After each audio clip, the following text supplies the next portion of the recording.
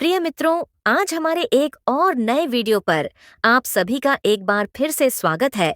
मित्रों, इस वीडियो में कुत्ते को रोटी खिलाने के 9 फायदे के बारे में बताया गया है। अगर आप इस वीडियो को एक बार देखते हो तो आपका जिंदगी बदल सकता है। मेरे प्रिय मित्रों, जय श्री राम। आपसे एक विनम्र निवेदन है कि आज के हमारे वीडियो पर आप नए हो तो वीडियो को लाइक करके, चैनल को सब्सक्राइब करके हमें सहयोग करें। चलो दोस्तों, विलंब न करते हुए वीडियो का शुभारंभ करते हैं। सर्दियों की ठंडी सुबह थी। एक छोटा सा गांव जहां सूरज की पहली किरण खेतों में ओस की बूंदों को चमकाती थी। गांव में एक साधारण सा परिवार रहता था। बाबा रामदास, उनकी बहू सरिता और छोटा पोता नन्हा रोहन। बाबा रामदास को हर सुबह मंदिर जाने की आदत थी। वह अपने साथ हमेशा रोटियां रखते थे। एक दिन नन्हा रोहन ने बाबा को मंदिर जाते समय पूछा, बाबा, ये रोटियां आप मंदिर में भगवान को चढ़ाने ले जाते हो क्या? बाबा मुस्कुराए और बोले, नहीं बेटा, ये रोटियां मैं रास्ते में मिले किसी भूखे कुत्ते को खिलाने ले जाता हूँ। रोहन ने हैरानी से पूछा, पर बाबा, एक कुत्ता, उसे खिलाने से क्या फायदा?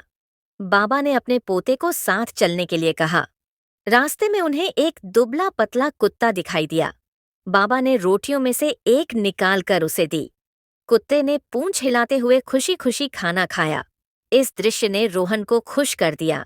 देखो बेटा, बाबा ने कहा, हम इसे सिर्फ रोटी नहीं खिला रहे, हम इसे जीवन दे रहे हैं और इसके साथ ही हम कई ऐसे लाभ भी पा रहे हैं जो भगवान के आशीर्वाद से भी कम नहीं।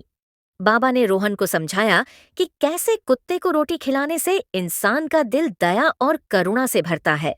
वह यह भी बताते हैं कि कुत्ते जैसे जानवर जो वफादार और भोले होते हैं, उन्हें खाना खिलाने से मनुष्य के कर्म शुद्ध होते हैं। थोड़ा आगे बढ़ने पर एक और कुत्ता दिखाई दिया। इस बार रोहन खुद दौड़कर उसके पास गया और उसे रोटी दी। कुत्ते की खुशी देखकर बाबा ने कहा, देखा बेटा, तुम्हें भीतर से कितना सुकून महसूस हो रहा है। यही है निस्वार्थ दान का असली सुख। रोहन ने सोचा कि इससे बड़े फायदे क्या हो सकते हैं। बाबा ने धीरे धीरे समझाया कि जब कोई किसी भूखे जीव को खिलाता है तो उसका स्वास्थ्य बेहतर होता है, क्योंकि उसका मन शांत रहता है। इससे उसके घर में भी सुख शांति बनी रहती है। रास्ते में बाबा ने रोहन को बताया कि कुत्ते को खाना खिलाने से इंसान के दुश्मन भी दोस्त बन सकते हैं। ऐसा मान्यता है कि यह कार्य इंसान के जीवन से बाधाओं को दूर करता है और उसकी संपत्ति में वृद्धि होती है। रोहन उत्सुक होकर पूछने लगा, बाबा, और क्या-क्या होता है इससे? बाबा मुस्कुराए और बोले, आगे चलते हैं बेटा, अभी तुम्हें और भी बातें समझाऊंगा। याद रखो, इस छोटे से कार्य में कितनी बड़ी सीख छुपी है। बाबा रामदास और रोहन आगे चलते रहे। सूरज थोड़ा और ऊपर चढ़ चुका था और गांव की गलियां अब हल्की चहल पहल से भरने लगी थीं। रास्ते में बाबा ने एक और रोटी निकाली और बोले, रोहन, इस रोटी को देखो, ये हमारे घर की मेहनत से बनी है। जब हम इसे किसी भूखे को खिलाते हैं तो यह हमारे घर की बरकत को और बढ़ा देती है। रोहन ने चौंक कर पूछा, बाबा, रोटी देने से घर की बरकत कैसे बढ़ती है? बाबा मुस्कुराए और बोले, बेटा, यह जीवन का नियम है। जब हम किसी और के पेट की भूख मिटाते हैं तो प्रकृति हमारी जरूरतें पूरी करती है। यह कर्म का चक्र है। थोड़ी ही दूरी पर एक और कुत्ता सड़क किनारे बैठा था। वह बहुत कमजोर दिख रहा था, मानो कई दिनों से उसने कुछ खाया ही न हो। रोहन ने बाबा की झोली से रोटी निकाली और कुत्ते के पास जाकर उसे खाने को दी। कुत्ते ने पहले उसे सूंघा, फिर पूंछ हिलाते हुए रोटी खाना शुरू कर दिया। रोहन की आंखों में खुशी झलकने लगी। बाबा, ये कुत्ता कितना खुश लग रहा है। मुझे सच में अच्छा महसूस हो रहा है। बाबा ने कहा, यही तो मैं कह रहा था बेटा। जब हम किसी जीव को खिलाते हैं तो हमारे मन और आत्मा को शांति मिलती है और यह शांति हमारी सेहत पर भी असर डालती है। इससे तन और मन दोनों स्वस्थ रहते हैं। आगे बढ़ते हुए बाबा ने एक कहानी सुनानी शुरू की। उन्होंने कहा, बहुत समय पहले की बात है। एक आदमी था जिसे हमेशा अपने जीवन में परेशानियां रहती थीं। उसने एक साधु से पूछा, मेरा जीवन इतना कठिन क्यों है? साधु ने कहा, तुम्हारे कर्म तुम्हारे जीवन को प्रभावित करते हैं। किसी भूखे जीव को रोज खाना खिलाओ और देखो तुम्हारी परेशानियां कैसे खत्म होती हैं। उस आदमी ने रोज एक कुत्ते को रोटी खिलानी शुरू की। धीरे धीरे उसकी परेशानियां खत्म हो गईं और उसका जीवन खुशहाल हो गया। रोहन ने बड़े ध्यान से यह कहानी सुनी और पूछा, बाबा, क्या सच में ऐसा होता है? बाबा ने कहा, हाँ बेटा, जब हम बिना किसी स्वार्थ के किसी की मदद करते हैं तो ईश्वर हमारे जीवन को सुंदर बना देते हैं। कुत्ते को रोटी खिलाना न सिर्फ उसे भोजन देता है, बल्कि हमारी परेशानियां भी कम करता है। थोड़ी देर बाद वे एक तालाब के पास पहुंचे। वहां कुछ कुत्ते पानी पी रहे थे। बाबा ने झोली से बची हुई रोटियां निकालकर उनके पास रख दी। कुत्ते खुशी खुशी रोटियां खाने लगे। बाबा ने रोहन से कहा, देखो बेटा, इन कुत्तों की भूख मिटाकर हमने उनका दिन बना दिया। और जानवरों का आशीर्वाद बहुत ताकतवर होता है। यह हमारे घर में सुख समृद्धि लाता है और बुरी शक्तियों को दूर रखता है। रोहन को यह बात समझ में आ गई। उसने बाबा से कहा, अब से मैं भी रोज किसी भूखे जानवर को रोटी खिलाऊंगा। मुझे यह करना अच्छा लगता है और ऐसा लगता है कि मैं कुछ अच्छा कर रहा हूँ। बाबा ने उसके सिर पर प्यार से हाथ रखा और बोले, यही सीख असली है बेटा। जब तक हम दया और करुणा का भाव अपने अंदर रखेंगे, तब तक हमारा जीवन सुंदर बना रहेगा। और याद रखना, कुत्ते को रोटी खिलाने से हमें सिर्फ उसका पेट भरने का सुख नहीं मिलता, बल्कि हमारी आत्मा भी तृप्त होती है। आगे रोहन ने बाबा से और भी सवाल पूछने शुरू कर दिए। बाबा रामदास और नन्हा रोहन तालाब के पास बैठकर कुछ देर आराम करने लगे। बाबा ने अपना पोटली वाला कपड़ा ठीक किया और हल्की सांस लेते हुए बोले, रोहन, जीवन में दया और प्रेम सबसे बड़ी संपत्ति है। जब तुम इसे समझोगे, तब तुम्हारा हर दिन खुशियों से भरा होगा। रोहन ने उत्सुकता से पूछा, बाबा, क्या सिर्फ कुत्ते को रोटी खिलाना ही दया है या और भी तरीके हैं दया दिखाने के? बाबा ने उसकी तरफ देखकर मुस्कुराते हुए कहा, दया का कोई एक रूप नहीं होता, लेकिन जब हम उन जीवों की मदद करते हैं जो खुद से अपनी भूख नहीं मिटा सकते, तो यह सबसे पवित्र कार्य होता है। बातचीत के दौरान पास ही कुछ बच्चे खेल रहे थे। अचानक उनमें से एक बच्चा गिर गया और जोर से रोने लगा। रोहन दौड़कर उसके पास गया और उसे सहारा देकर उठाया। बच्चे की चोट मामूली थी, लेकिन रोहन ने बड़ी गंभीरता से उसके आंसू पोंछे और उसे हौसला दिया। बाबा दूर से ये सब देख रहे थे। जब रोहन वापस आया तो बाबा ने उसे गले से लगा लिया। तुमने आज फिर एक और बड़ा काम किया बेटा। दया और करुणा का यह भाव तुम में देखकर मुझे बहुत खुशी हो रही है। जब हम किसी का दर्द बांटते हैं तो ईश्वर हमारे सुख और शांति को बढ़ा देते हैं। फिर बाबा ने एक और कहानी सुनाई। उन्होंने कहा, एक समय की बात है, एक राजा था जो हमेशा चिंतित रहता था। एक दिन उसके गुरु ने उसे सलाह दी, राजन, हर दिन सुबह किसी भूखे जानवर को खाना खिलाया करो। राजा ने यह आदत शुरू की और देखा कि कुछ ही दिनों में उसकी चिंताएं कम होने लगीं। उसका मन शांत रहने लगा और उसकी प्रजा भी उसे पहले से अधिक प्रेम करने लगी। ऐसा इसलिए हुआ क्योंकि उसने निस्वार्थ भाव से दूसरों की मदद करना शुरू कर दिया था। रोहन ने ध्यान से यह कहानी सुनी और पूछा, बाबा, क्या सच में ऐसा होता है कि जानवरों का आशीर्वाद भी हमें फायदा पहुंचाता है? बाबा ने सिर हिलाते हुए कहा, बिल्कुल बेटा, इन कुत्तों का आशीर्वाद ही तो है कि हमारे खेतों में फसलें लहलहाती हैं, हमारे घर में सुकून रहता है और हमारे रास्ते की बाधाएं दूर होती हैं। इन्हें खाना खिलाने से न केवल हमारा आत्मिक लाभ होता है, बल्कि यह हमें मानसिक शांति और ईश्वर की कृपा भी दिलाता है। तालाब से लौटते हुए बाबा ने देखा कि गांव के बाहर एक बड़ा कुत्ता किसी पेड़ के नीचे बैठा हुआ था। वह थोड़ा बीमार लग रहा था और मुश्किल से सांस ले रहा था। रोहन ने तुरंत बाबा से कहा, बाबा, इसे तो ज्यादा मदद की जरूरत है, क्या हम इसे भी खाना दे सकते हैं? बाबा ने सहमति में सिर हिलाया। उन्होंने झोली से बची हुई रोटी निकाली और उसे छोटे छोटे टुकड़ों में तोड़कर कुत्ते के सामने रख दिया। कुत्ते ने धीरे धीरे रोटियां खाईं। बाबा ने उसकी पीठ पर प्यार से हाथ फेरा। रोहन ने पूछा, बाबा, क्या यह अब ठीक हो जाएगा? बाबा ने जवाब दिया, बेटा, हमने अपनी ओर से इसकी मदद कर दी। अब प्रकृति और ईश्वर इसे ठीक करेंगे। हमें सिर्फ यह सुनिश्चित करना है कि हम अपना कर्तव्य निभाते रहें। रास्ते में बाबा ने रोहन को और भी कई बातें सिखाई। उन्होंने कहा, जब तुम जानवरों को खाना खिलाते हो तो यह तुम्हें सहनशील बनाता है। ये तुम्हें सिखाता है कि जीवन में दूसरों की सेवा करना कितना जरूरी है। और सबसे खास बात, ये तुम्हें हर छोटी चीज में खुशी ढूंढने की आदत देता है। रोहन ने गहरी सांस लेते हुए कहा, बाबा, आज मैंने बहुत कुछ सीखा। अब से मैं हर दिन किसी भूखे कुत्ते को खाना खिलाऊंगा। इससे न सिर्फ उनका पेट भरेगा, बल्कि मुझे भी खुशी मिलेगी। बाबा ने उसे प्यार से देखा और बोले, यही सच्ची सीख है बेटा। जब तक यह भावना तुम्हारे दिल में रहेगी, तब तक तुम्हारा जीवन हमेशा खुशहाल रहेगा। दोनों धीरे धीरे घर की ओर लौटने लगे।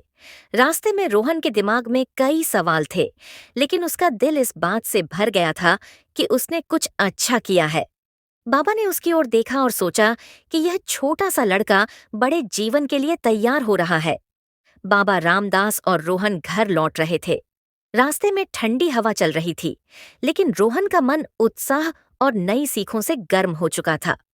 बाबा ने महसूस किया कि रोहन गहरी सोच में है। उन्होंने उसका कंधा थपथपाया और पूछा, बेटा, क्या सोच रहे हो?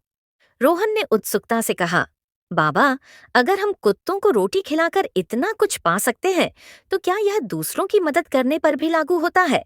जैसे पक्षियों, गायों या किसी और को मदद करना? बाबा मुस्कुराए और बोले, बिल्कुल बेटा, हर जीव को मदद की जरूरत होती है। जानवर, पक्षी, यहाँ तक कि इंसान भी। जब तुम किसी की मदद करते हो तो तुम खुद को ईश्वर के करीब पाते हो। पर यह याद रखना कि मदद निस्वार्थ होनी चाहिए। तभी उनकी नजर एक पेड़ के नीचे बैठे एक बूढ़े आदमी पर पड़ी, जो ठंड से कांप रहा था। बाबा ने रोहन को इशारा किया और दोनों उस आदमी के पास गए। बाबा ने अपनी शॉल उतारी और उस आदमी को ओढ़ा दी। आदमी ने कांपती आवाज में कहा, भगवान तुम्हारा भला करे। रोहन यह देखकर बोला, बाबा, आपने अपनी शॉल दे दी, अब आप ठंड में कैसे चलेंगे? बाबा ने उसके सिर पर हाथ फेरते हुए कहा, रोहन, दूसरों को राहत देकर जो सुकून मिलता है, वह हर तकलीफ से बड़ा है। और जब तुम किसी की मदद करते हो तो प्रकृति तुम्हारी देखभाल खुद करती है। रोहन ने यह बात मन में गांठ बांध ली। वह अब हर कदम पर कुछ नया सीख रहा था। थोड़ी ही देर में दोनों घर पहुंचे। सरिता, जो हमेशा उनकी प्रतीक्षा करती थी, ने दरवाजे पर आकर पूछा, आज काफी देर हो गई, सब ठीक है ना? बाबा ने मुस्कुराते हुए कहा, हाँ बहू, आज रोहन ने कई नई चीजें सीखी हैं। वह अब जानवरों और जरूरतमंदों की मदद के महत्व को समझने लगा है। रोहन ने अपनी माँ को उत्साह से दिन भर की कहानी सुनाई। उसने बताया कि कैसे उसने कुत्तों को रोटियां खिलाईं और कैसे एक बूढ़े आदमी की मदद की। सरिता ने गर्व से उसकी ओर देखा और कहा, तुम सच में बाबा के सच्चे शिष्य बन रहे हो। यही सीख तुम्हें हमेशा दूसरों के दिलों में जगह दिलाएगी। रात का खाना खाने के बाद रोहन बाबा के पास जाकर बैठा। वह और भी सवाल पूछना चाहता था। उसने पूछा, बाबा, क्या हम रोज मंदिर में जाकर दान कर सकते हैं? क्या इससे हमारे अच्छे कर्म और बढ़ेंगे? बाबा ने गहरी सांस लेते हुए कहा, बेटा, मंदिर में दान करना एक पुण्य का काम है, लेकिन सच्चा दान वह है जो जरूरतमंद तक पहुंचे। जब तुम किसी भूखे को खाना खिलाते हो, किसी प्यासे को पानी पिलाते हो या किसी बेबस की मदद करते हो, तब तुम्हारा दान सबसे पवित्र माना जाता है। याद रखना, भगवान तुम्हारे कर्मों को देख रहे होते हैं। अगली सुबह रोहन ने खुद से एक रोटी बनाई। वह बाबा के साथ फिर से गांव की सैर पर निकला। रास्ते में उसने एक छोटे से कुत्ते को देखा जो एक गड्ढे में फंसा हुआ था। कुत्ता लगातार चीख रहा था, लेकिन कोई उसकी मदद के लिए आगे नहीं आ रहा था। रोहन ने तुरंत बाबा की ओर देखा और कहा, बाबा, हमें इसे बचाना होगा। बाबा ने सहमति में सिर हिलाया। रोहन ने गड्ढे में उतरकर कुत्ते को धीरे धीरे बाहर निकाला। कुत्ता डरकर कांप रहा था, लेकिन जैसे ही वह बाहर आया, उसने रोहन के हाथ चाटने शुरू कर दिए। बाबा ने कहा, देखो बेटा, यह कुत्ता तुम्हारा धन्यवाद कर रहा है। जानवरों का प्रेम सच्चा और निश्चल होता है। जब तुम इन्हें बचाते हो, तो यह तुम्हारे प्रति जीवन भर वफादार रहते हैं। रोहन ने कुत्ते को अपनी रोटी खिलाई और कहा, बाबा, मुझे अब समझ में आ रहा है कि दया और मदद का असली मतलब क्या है। यह सिर्फ एक काम नहीं है, यह हमारा कर्तव्य है। बाबा ने गर्व से उसकी ओर देखा और बोले, हाँ बेटा, तुम सही रास्ते पर हो। अगर हर इंसान ऐसा सोचे तो यह दुनिया एक खूबसूरत जगह बन जाएगी। उस दिन से रोहन ने तय कर लिया कि वह हर दिन किसी भूखे को खाना खिलाएगा, चाहे वह इंसान हो या जानवर। और उसने यह भी सीखा कि दया, प्रेम और मदद का यह चक्र कभी खत्म नहीं होना चाहिए, क्योंकि यही इंसानियत की असली पहचान है। कहानी धीरे धीरे नई ऊंचाइयों की ओर बढ़ रही थी, जहां रोहन और बाबा मिलकर न केवल जानवरों की मदद कर रहे थे, बल्कि दूसरों को भी प्रेरित कर रहे थे। अगले दिन सुबह गांव में हल्की बारिश हो रही थी। आसमान में बादल छाए हुए थे और हरियाली पर बारिश की बूंदें मोती सी चमक रही थीं।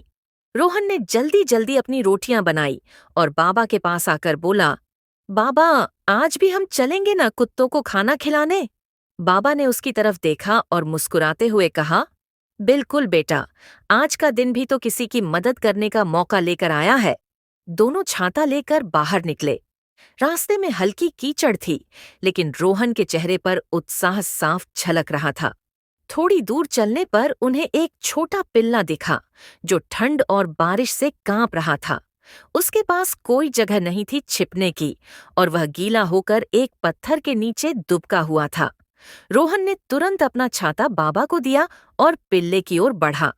उसने धीरे से पिल्ले को गोद में उठाया और उसकी ठंडी और भीगी हुई हालत देखकर बोला, बाबा, इसे तो बहुत ठंड लग रही है। क्या हम इसे घर ले जा सकते हैं? बाबा ने कुछ देर सोचा और कहा, बेटा, इसे बचाना हमारा कर्तव्य है, लेकिन हमें यह भी देखना होगा कि इसे सही तरीके से कैसे रखा जाए। अगर इसे घर ले जाना है तो हमें इसकी पूरी जिम्मेदारी लेनी होगी। यह सिर्फ दया नहीं, बल्कि एक वचन होगा जिसे निभाना पड़ेगा। रोहन ने तुरंत सिर हिलाया और कहा, मैं इसकी पूरी देखभाल करूंगा बाबा। ये तो बहुत छोटा है, इसे हमारी जरूरत है। बाबा ने सहमति में सिर हिलाया। वे पिल्ले को लेकर घर लौटे। सरिता ने दरवाजे पर उन्हें देखा और कहा, क्या बात है, आज कुछ नया लेकर लौटे हो? रोहन ने उसे पूरी कहानी सुनाई। सरिता ने पिल्ले को देखा और उसकी हालत पर दया करते हुए कहा, ठीक है, इसे अंदर ले आओ, लेकिन इसका नाम क्या रखोगे? रोहन ने तुरंत कहा, भूरा। इसका रंग भूरा है, इसलिए इसका नाम भूरा होगा। सरिता ने भूरा के लिए एक सूखी चटाई बिछाई और उसे गर्म दूध दिया।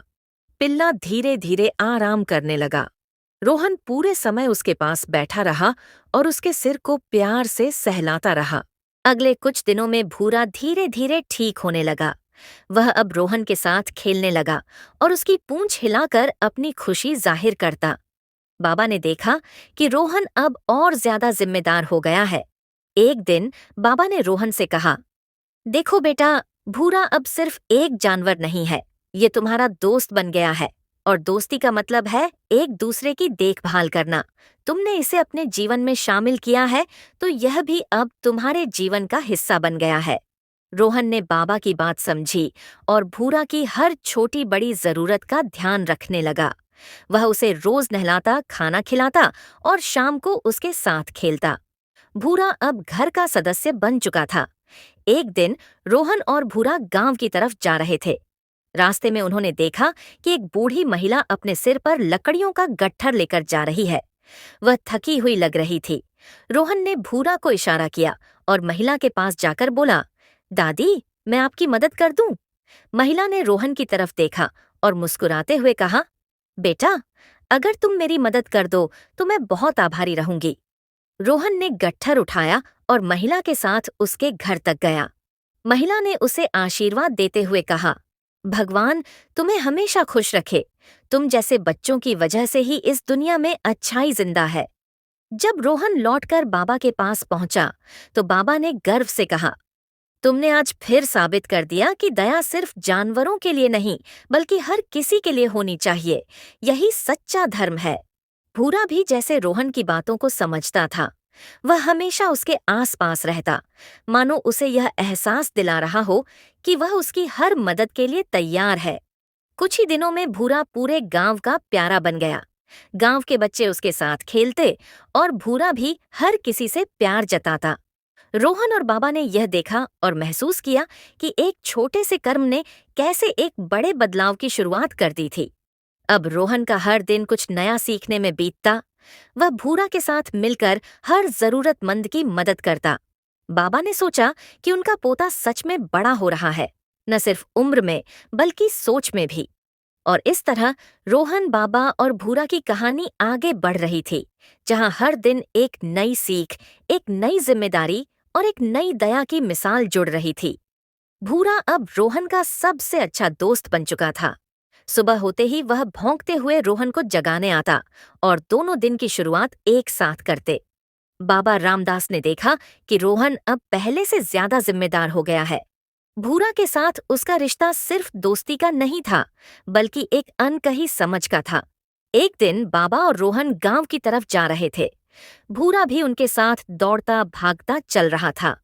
रास्ते में उन्होंने देखा कि गांव के मंदिर के बाहर एक गरीब परिवार बैठा था।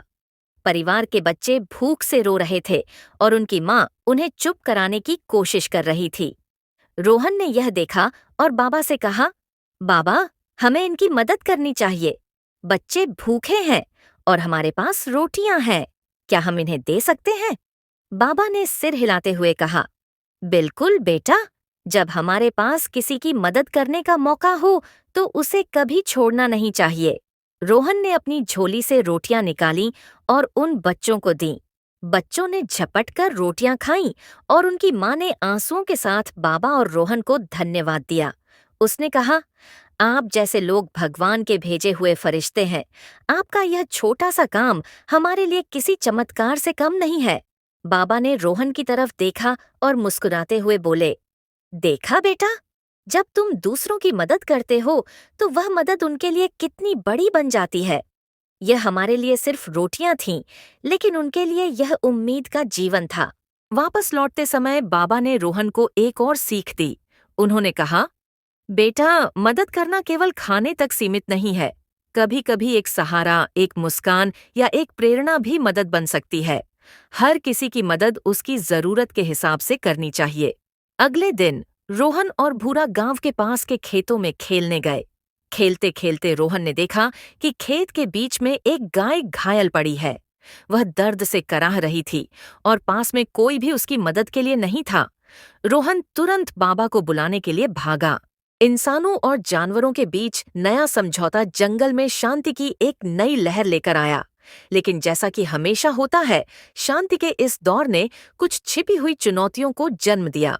जंगल में अब सहयोग और संतुलन था, लेकिन हर कोई इस बदलाव से खुश नहीं था।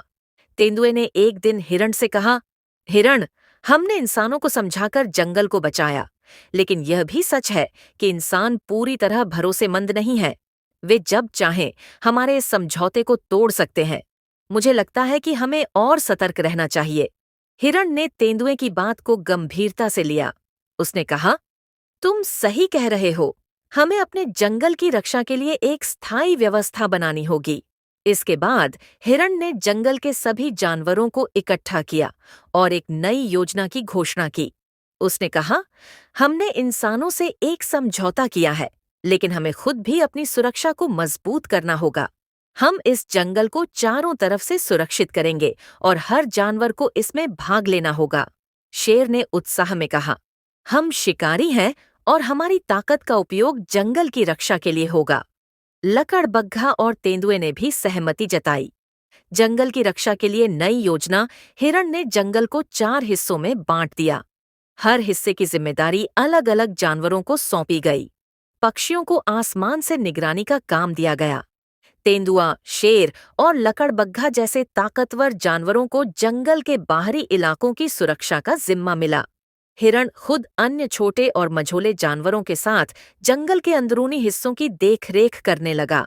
जंगल की इस व्यवस्था को देखकर गिद्ध महाराज ने एक दिन ऊपर से नीचे आते हुए कहा, हिरण, तुम्हारा प्रयास सराहनीय है, लेकिन याद रखना, सच्ची शांति केवल बाहरी सुरक्षा से नहीं, बल्कि भीतर के संतुलन से आती है।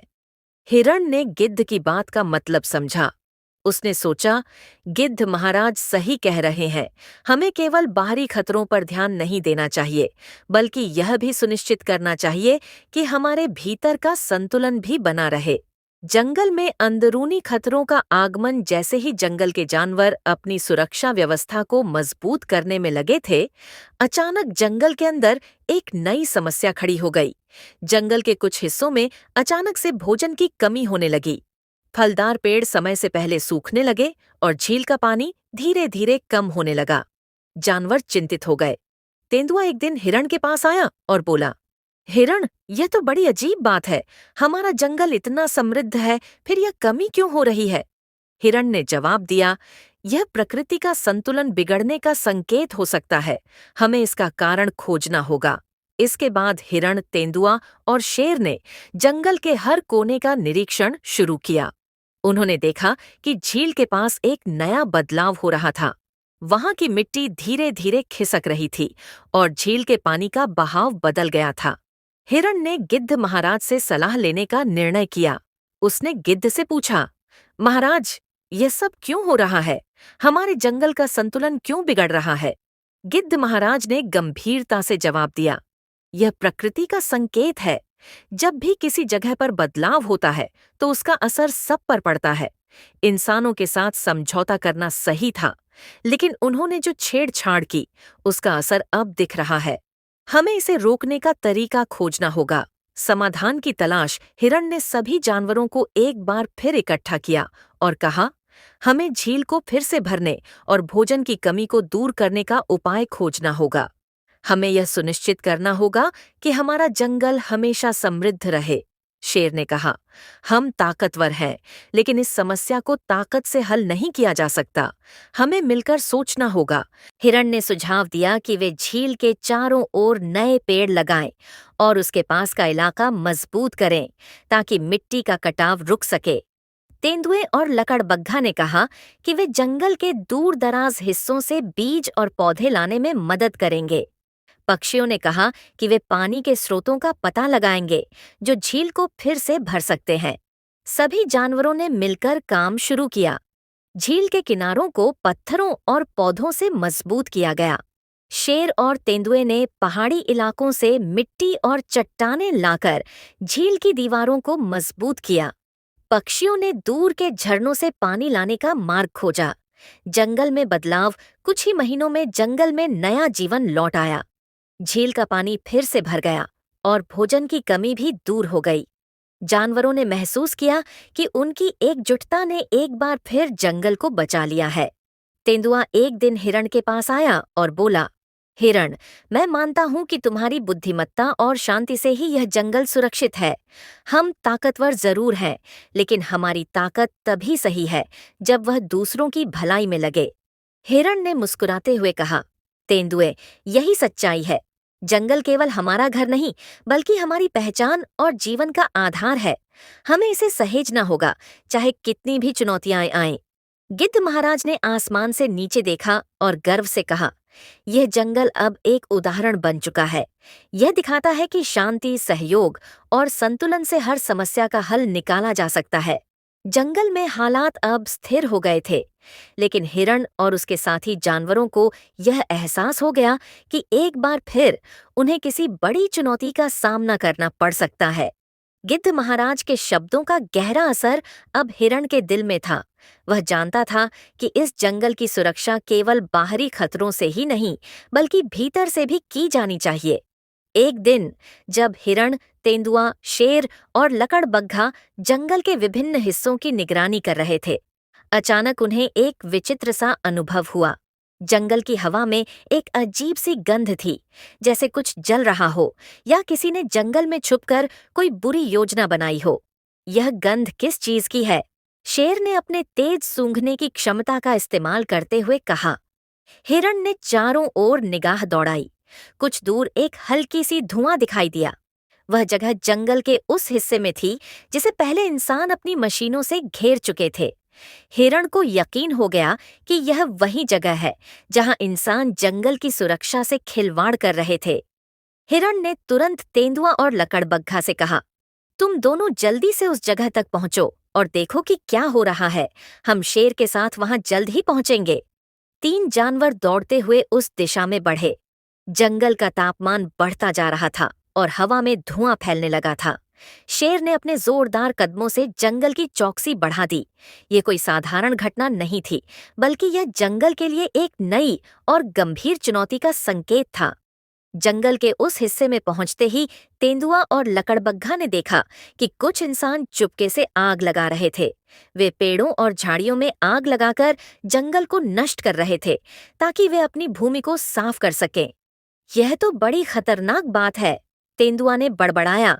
अगर ये आग फैल गई तो पूरा जंगल जलकर राख हो जाएगा। लकड़बग्घा ने तुरंत हिरण और शेर को संदेश भेजा।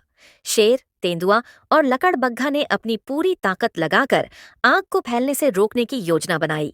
शेर ने अपने भारी पंजों से जंगल की जमीन को खोदकर गहरी खाई बनाई, ताकि आग उस तक न पहुंच सके। तेंदुआ ने अपनी तेज दौड़ का उपयोग करके आग को फैलने से रोकने के लिए सूखी घास और झाड़ियों को हटाना शुरू किया। लकड़बग्घा ने भी अपनी सूंघने की क्षमता का इस्तेमाल करते हुए हर दिशा में आग की बढ़ती लपटों को पहचानने और उसे नियंत्रित करने के लिए नए रास्ते तैयार किए। हिरण ने सभी छोटे और मध्यम आकार के जानवरों को इकट्ठा किया और उन्हें इस खतरे से बचने के लिए सुरक्षित स्थानों पर भेजा। वह जानता था कि आग के सामने उनकी ताकत से ज्यादा एकजुटता महत्वपूर्ण है। अब इस पूरे प्रयास का नेतृत्व जंगल के सभी जानवरों ने मिलकर किया था। पक्षियों ने आसमान से आग की दिशा पर नजर रखी और गिलहरियों ने पेड़ों से पानी ढूंढने की कोशिश की, ताकि आग को बुझाने में मदद कर सकें। कुछ घंटे की कठिन मेहनत के बाद जंगल के जानवरों ने आग पर काबू पा लिया। उन्होंने आग को पूरी तरह से बुझा दिया और इलाके को सुरक्षित कर लिया। लेकिन जब वे सब थके हुए वापस लौटे तो हिरण ने कहा, हमने इसे बचा लिया, लेकिन हमें अब भी इस खतरे से निपटने के लिए और अधिक ठोस कदम उठाने होंगे। एक स्थायी समाधान की तलाश हिरण ने सभी जानवरों को फिर से इकट्ठा किया। हमने अभी हाल ही में जो खतरा देखा वह यह दर्शाता है कि हमें इस जंगल की सुरक्षा के लिए एक स्थायी योजना बनानी होगी, उसने कहा। गिद्ध महाराज फिर से आसमान से उतरे और हिरण के पास आए। हिरण, तुम्हारी समझदारी ने जंगल को बचाया, लेकिन तुम्हें यह समझना होगा कि इस जंगल का संतुलन सिर्फ बाहरी खतरों से ही नहीं, बल्कि इसके भीतर के तत्वों से भी बनाए रखना होगा। हिरण ने गिद्ध की बातों को ध्यान से सुना और समझा। महाराज, हम जंगल के भीतर के खतरों से भी निपटने के लिए एक योजना बनाएंगे, लेकिन हमें यह भी सुनिश्चित करना होगा कि इंसान हमारी मदद करें और इस जंगल को फिर से नष्ट न करें। गिद्ध ने सिर हिलाया। तुम सही हो, हिरण। इंसान अपनी खुद की सुरक्षा के लिए इस जंगल को नुकसान नहीं पहुंचा सकते। तुम्हें उन्हें यह समझाने के लिए एक ठोस कदम उठाना होगा। हिरण ने तुरंत अपने दोस्तों को बुलाया और जंगल के सभी हिस्सों में एक नई सुरक्षा व्यवस्था स्थापित करने का फैसला किया। अब केवल जानवर ही नहीं, बल्कि इंसानों को भी शामिल किया गया। शेर, तेंदुआ और लकड़बग्घा ने जंगल के विभिन्न हिस्सों में चौकसी शुरू की और पक्षियों ने आसमान से निगरानी बढ़ा दी। हिरण ने इंसान के प्रतिनिधियों से एक बैठक आयोजित की। हमारे जंगल को अब सिर्फ जानवरों के भरोसे नहीं छोड़ा जा सकता, हमें एक साथ काम करना होगा, हिरण ने कहा। इंसान ने हिरण की बातों को सुना और अंततः यह समझा कि अगर जंगल बचा रहेगा तो उनकी भी सुरक्षा सुनिश्चित रहेगी। उन्होंने जंगल में पेड़ लगाने और आग से बचाव के उपायों पर काम करना शुरू किया। जंगल का एक नया अध्याय। अब जंगल में एक नई शुरुआत हो रही थी। इंसान और जानवर दोनों मिलकर इस जंगल की सुरक्षा के लिए काम करने लगे। हर जानवर, चाहे वह शेर हो, तेंदुआ हो या लकड़बग्घा, ने यह समझा कि उनकी ताकत तभी पूरी होती है जब वे मिलकर काम करते हैं। हिरण ने गिद्ध महाराज को धन्यवाद दिया और कहा, आपके उपदेशों ने हमें सच्चे सहयोग और शक्ति का रास्ता दिखाया है। अब हम एक ऐसा जंगल बनाएंगे जहां शांति, संतुलन और सहमति का साम्राज्य होगा। गिद्ध ने मुस्कुराते हुए कहा, तुमने सही सीखा, हिरण। ये जंगल अब वास्तव में सबका है और इसका संतुलन और सुरक्षा हर एक के कंधों पर है। और इस तरह जंगल में एक नया युग शुरू हुआ, जहां जानवर और इंसान दोनों मिलकर रहते थे और हर खतरे से जूझने के लिए एकजुट होते थे। जंगल में शांति का नया युग आ चुका था। इंसान और जानवर अब एक साथ मिलकर जंगल के संतुलन को बनाए रखने के लिए काम कर रहे थे। लेकिन जैसे ही समय बीतने लगा, जंगल में कुछ अजीब घटनाएं घटने लगीं। धीरे धीरे जंगल के भीतर कुछ नए रूपों में खतरनाक बदलाव आने लगे। एक दिन तेंदुआ, शेर और लकड़बग्घा जंगल के बाहरी इलाके की गश्त पर थे, जब अचानक लकड़बग्घा ने एक अजीब से निशान देखा। यह क्या है? लकड़बग्घा ने शेर से पूछा, जो पास ही में खड़ा था। शेर ने निगाहों से उस निशान का अध्ययन किया। ये जमीन पर खींची गई एक लंबी लकीर थी, जो किसी भारी चीज के घसीटने से बनी थी। यह निशान तो बहुत गहरा है, लगता है कि कोई भारी चीज यहाँ से गुजर रही है, शेर ने कहा। क्या हो सकता है? तेंदुआ बोला। हमें इसे ठीक से समझने के लिए इसकी जांच करनी होगी। तीनों जानवर उस निशान का पीछा करते हुए जंगल के और भीतर गए। निशान एक ऐसी गुफा तक पहुंचा जो घने जंगल के बीचों बीच थी। गुफा के बाहर से ही उन्हें अजीब सी गंध आई। यह गंध क्या है? तेंदुआ ने नथुने फड़कते हुए पूछा। हिरण, जो हमेशा घटनाओं पर नजर रखता था, जल्दी से वहां पहुंचा। यह गंध तो किसी रासायनिक पदार्थ की लगती है, उसने गंभीर स्वर में कहा। इसका मतलब है कि जंगल में कुछ नया खतरा आ सकता है। गुफा में प्रवेश करते ही उन्होंने देखा कि वहां कुछ अव्याख्येय वस्तुएं रखी हुई थीं, जो इंसानों द्वारा छोड़ी गईं लगती थीं। किसी प्रकार के धातु के बड़े बड़े टुकड़े, अजीब सी मशीनें और कुछ अन्य उपकरण पड़े थे। यह देखकर हिरण और उसके दोस्तों को तुरंत समझ में आ गया कि इंसान अब कुछ और करने की योजना बना रहे हैं। यह तो बहुत ही खतरनाक हो सकता है, शेर ने कहा। अगर इंसान ने इस जंगल में ऐसी मशीनें लगा दी, तो हम सबका अस्तित्व खतरे में पड़ सकता है। हिरण ने तुरंत अपनी योजना बनाई। हमें इसे जल्दी से जल्दी नष्ट करना होगा। अगर हमने इसे बढ़ने दिया, तो हमें इसे रोकने का कोई तरीका नहीं मिलेगा। एक नई जंग का आरंभ हिरण, शेर, तेंदुआ और लकड़बग्घा ने गुफा में पड़े उपकरणों को नष्ट करने की योजना बनाई। शेर ने अपने विशाल पंजों से धातु के टुकड़ों को तोड़ना शुरू किया, जबकि तेंदुआ और लकड़बग्घा ने मिलकर बाकी उपकरणों को खींचकर बाहर फेंका। लेकिन जैसे ही वे उपकरणों को नष्ट कर रहे थे, गुफा के भीतर एक तेज आवाज आई। अचानक एक विशाल धुआं और शोर हुआ। पूरी गुफा हिलने लगी। शेर और तेंदुआ को अपने पंजों से जकड़े गए धातु के टुकड़ों को खींचने में कड़ी मेहनत करनी पड़ी। लकड़बग्घा ने तुरंत शेर और तेंदुए से कहा, हमेशा सोच समझकर काम करो, ये शायद कोई जाल हो। सभी जानवरों ने एक साथ भागकर गुफा से बाहर निकलने का फैसला किया। लेकिन तभी गुफा के अंदर से एक भयावह आवाज आई, जैसे किसी बड़ा विस्फोट होने वाला हो। भागो! हिरण ने जोर से कहा, जल्दी! लेकिन इससे पहले कि वे गुफा से बाहर निकलते, एक जबरदस्त विस्फोट हुआ। धरती कांप उठी और गुफा के मुंह पर चट्टानों और मलबे का ढेर लग गया। क्या हुआ? तेंदुआ दहशत में बोला। क्या यह हमें रोकने की कोई योजना थी? शेर ने गहरे श्वास के साथ कहा, हमें इसे जल्दी से ठीक करना होगा, हम पीछे नहीं हट सकते। फिर से एकजुट होने की आवश्यकता। इस विस्फोट के बाद जानवरों को महसूस हुआ कि उन्हें अपने रास्ते में आने वाली हर चुनौती से जूझने के लिए एक बार फिर पूरी ताकत से जुटना होगा।